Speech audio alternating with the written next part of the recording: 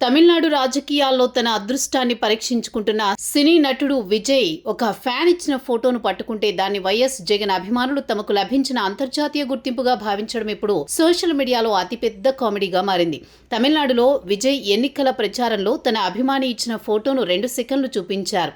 ఆ ఫోటోలో విజయ్తో జగన్ ఉన్నారు.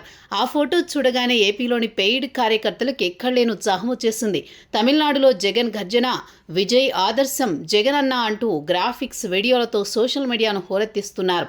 పాపం విజయ్కు ఆ ఫోటోలో ఉన్నది ఎవరో కనీసం ఐడియా ఉందో లేదో కూడా తెలియదు. కానీ వైసీపీ వాళ్ళు మాత్రం దీన్ని దక్షిణాది రాజకీయాల్లో జగన్ ప్రభంజనమని కలరింగ్ ఇస్తున్నారు.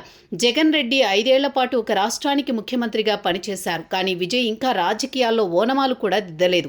కనీసం ఒక్క వార్డు మెంబర్గా కూడా గెలవలేదు. అలాంటి నేత ఫోటో చూపిస్తే మురిసిపోవడం అంటే జగన్ అభిమానుల అల్ప సంతోషం ఏ స్థాయికి పడిపోయిందో అర్థం చేసుకోవచ్చు.